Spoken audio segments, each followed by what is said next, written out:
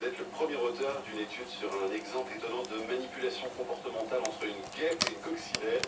C'est un travail que vous avez réalisé lorsque vous étiez postdoc à l'université de Perpignan, c'est ça? Oui, c'est ça, dans le laboratoire écologie et évolution des interactions. Alors racontez-nous un petit peu cette histoire, cette fable étonnante entre une guêpe qui est capable de modifier le comportement d'une coccinelle en lui injectant un virus et en la rendant complètement zombie. Comment est-ce que vous avez fait cette découverte? Alors, déjà, l'étude de ce modèle a commencé il y a plusieurs années avec Frédéric Thomas et Jacques Brodeur de l'université de Montpellier et de l'université de Montréal, qui ont observé cette interaction et qui ont, entre autres, démontré justement que le comportement était de type garde du corps, c'est-à-dire que la pression de prédation sur la larve de guêpe, sur le cocon de la guêpe parasitoïde, est fortement réduite en présence de la coccinelle qui est positionnée sur le cocon et qui s'agite à la présence de prédateurs. Donc ça, c'est la coccinelle qui a le rôle du garde du corps, hein, c'est ça?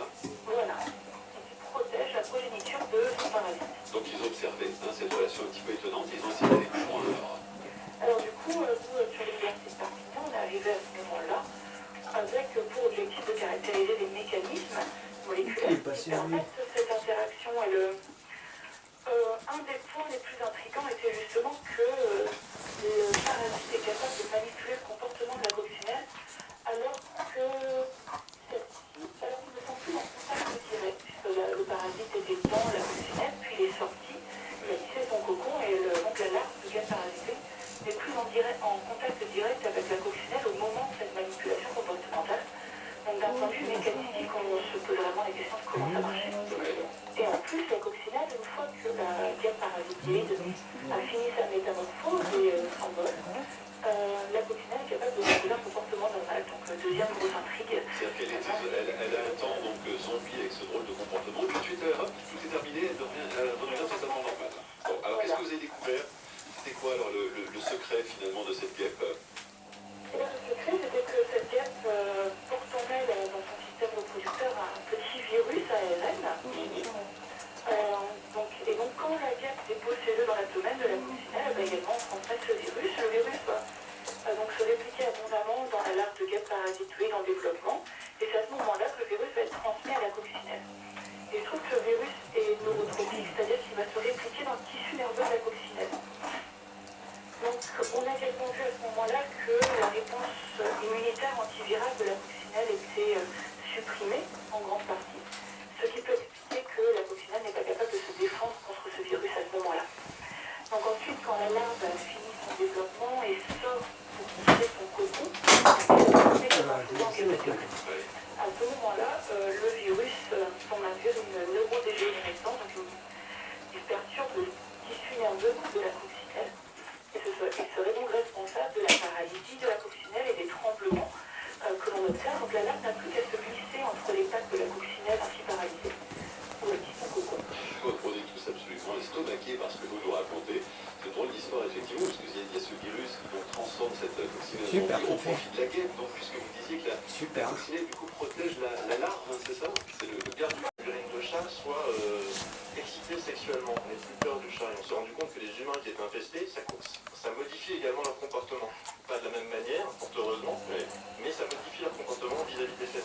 Ouais, et l'histoire de chat, c'est très viral. Hein, les gars, ce sera l'occasion d'en discuter avec vous. En tout cas, Noël, merci beaucoup pour vos explications. Et puis, félicitations quand même pour cette découverte qui fait l'objet d'une étude publiée ces jours-ci. Merci beaucoup. À bientôt. Dans un instant, justement, Bruce Benamon, on va parler de vos prouesses sur le web. Et puis ensuite, on partira au sein des hôpitaux de Paris avec Daniel Pénac.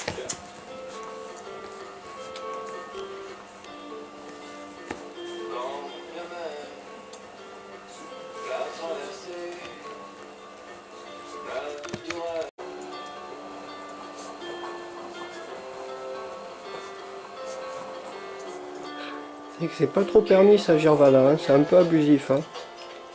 C'est pas ta place là.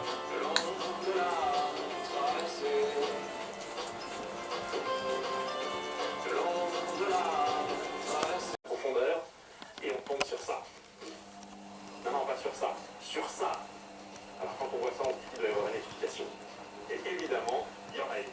Qu'est-ce que vous savez de la toxoplasmose? Pour les choses sur Internet, Oui, j'ai une réponse. Alors bien sûr, comme toujours dans Mister Leroux. C'est une théorie, mais c'est une théorie qui commence à avoir un certain nombre Lucien. d'études qui sont derrière elle. Et l'idée, la suivante, ce serait donc... Très bien. Tout à l'heure, c'est lié en fait à un parasite qui s'appelle Toxoplasma gondii, Viens ici. qui modifie le comportement de l'eau parce que ce Petit parasite bébé. se produit de façon sexuée que chez les félins. Donc il a développé des stratégies pour trouver un moyen de finir dans un félin. Notamment Mister Leroux, ici. Faro. Et il va modifier son comportement pour que ce rongeur aille se jeter sur le premier chat qu'il va trouver. D'accord. Et il s'avère que Toxoplasma gondii, donc, qui provoque la toxoplasmose, Très bien. Très bien. mis à part pour les femmes Très bien. c'est une maladie qu'on considère comme étant absolument bénigne, sans aucun effet particulier. Et on pense, on estime que C'est très bien, grand garçon. 1% de la population humaine mondiale. Donc voilà, les deux garçons disponibles. Il y en a à Gabelle. Toxoplasma gondii, même chez l'humain, est bien se loger dans la Très bien Lancelot, très bien Leroux. de la peur et des émotions et de l'intérêt pour les vidéos de chat. Alors ça, pour le coup, Très bien. on remarque notamment plus de schizophrènes, on trouve plus d'accidents de voiture. Il y a tout un tas de choses pour l'instant. Il y a beaucoup de corrélations, on n'a pas encore défini de causalité, mais bon, on est sur le bonne piste. Christophe, vous avez l'air dubitatif un petit peu sur ce Non. Que ça modifie le comportement, que ça déclenche la schizophrénie et tout, c'est carrément... ça fait peur. Ouais.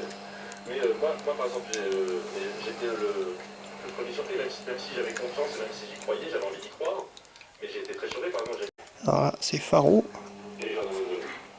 Voilà, donc l'extrait. Alors on sent vraiment, il n'y a pas d'effet très important, c'est pas une super production, vous êtes la face caméra. Donc tu t'as mis ta tête. Voilà. Histoire de science, et les gens massivement vous écoutez. Voilà, c'est carrément pas de la méga production. J'ai sacré, c'est dans votre salle, c'est pas dans mon salon, c'est dans mon bureau, mais je pose, c'est avant de tourner, je pose ma caméra sur un pied, j'allume de lampe et je me mets devant ça. Mais c'est ça aussi le style youtubeur, non?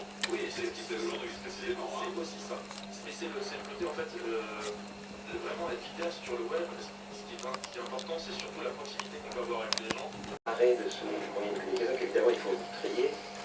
Les chats, ça me rappelle, ma fille m'a montré la semaine dernière un chat qui regarde un match de boxe. Oui, ça commence dans les chats, alors là, télévision et qui est de, je sais pas, comme ça, qui reproduit absolument. Ah ben je veux bien vous dire, oui, moi j'ai vu un chien qui faisait du piano aussi il y a 2 jours. Voilà. J'ai vu ça, scientifiquement, ça m'a pas beaucoup particulier. Allez, Anne, Christophe, pour terminer. Moi j'ai une petite question. Aujourd'hui on voit beaucoup le développement des cours en ligne, des MOOCs, qui deviennent accessibles justement. Qu'est-ce que vous en pensez? Je pense que c'est très bien. Alors je pense que... Ça évitera qu'ils te mangent des tétines, Faiza. Hein, que sinon t'aurais les tétines en sang avec toutes leurs dents. Là. En plus de l'école, ou alors... Faiza, non. Il n'y a pas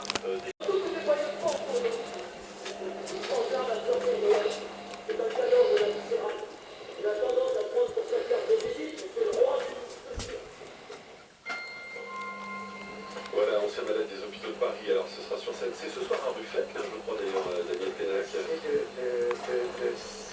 Parce que nous sommes allés voir hier soir à la souterraine, dans la Creuse, Olivier Salada.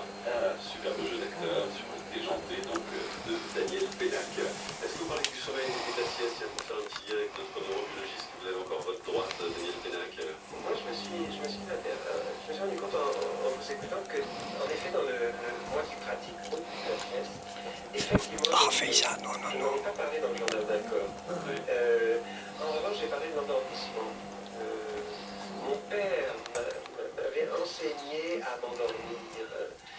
Au moment où tu bascules, retiens-toi, parce que l'émerveillement de l'endormissement peut être reproduit. Alors lui-même s'endormait 2 ou 3 fois de suite en une dizaine de secondes. Comme ça. M'expliquer, c'est facilement, et j'ai appris à faire ça. Je le fais. Oui, c'est bravo. L'avis du neurobiologiste. Je conseillerais pas ça à tout le monde. Ça va être bien. J'aurais pu prendre cette personne, une autre personne capable de se réveiller, de se rendormir très vite, de la réveiller toutes les 15 minutes et de regarder dans quel stade de sommeil elle était. Elle me raconte son rêve, je me fais endormir, etc. Donc on essaie de corréler les différents stades de sommeil au recueil de rêves en disant voilà, quel type de rêve est associé à quel stade de sommeil. Donc pour ça aurait fini extrêmement bien. En plus de la sensation très agréable. Voilà. Allez, Christophe, pour conclure, tous Il y a un ensemble. cas très intéressant toujours dans les rêves, c'est des gens qui ont ces rêves conscients, près de 10% de la population, qui sont capables de rêver tout en se rendant compte qu'ils sont en train de rêver. Et c'est là qu'effectivement on voit que le rêve se déroule je m'en amène, je les prendrai dans la vraie vie. Donc c'est ce qu'on appelle les rêveurs lucides. Et cette situation à l'extrême, certains, une très petite minorité, les fait se désocialiser puisqu'ils peuvent avoir tout ce qu'ils souhaitent avoir dans leur rêve et construisent eux-mêmes. Merci beaucoup en tout cas à tous les quatre. Daniel Pénac, ancien malade des hôpitaux de Paris, donc c'est chez Folio, après être passé par Gallimard, et puis donc en tournée. Les dates sont sur le site, hein, ce sera le plus simple, on s'est un peu embellé les pinceaux tout à l'heure, mais bon, vous avez toutes les infos sur le site de la Tête au Carré. Merci à tous les quatre, hein. Passez un très bon week-end.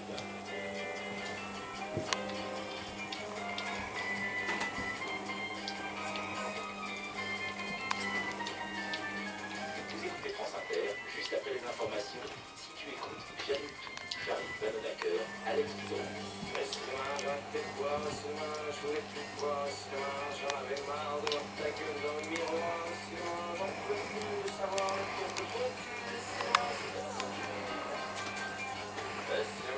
Faro! Faro! Grand bonhomme! Tu fais tomber la barrière. Très bien, Faro. Très bien. Tu devrais aller à la gamelle, mon grand.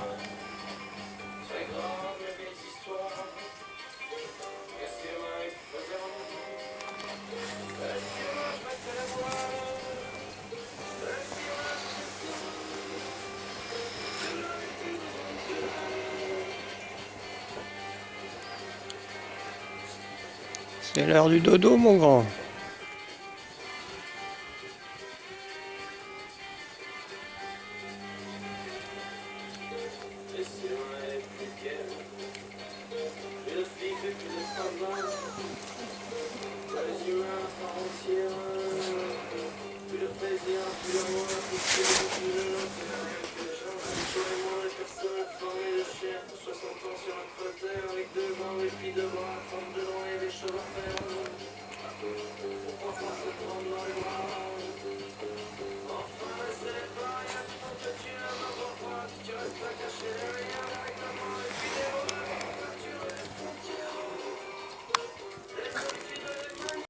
Funérailles des victimes.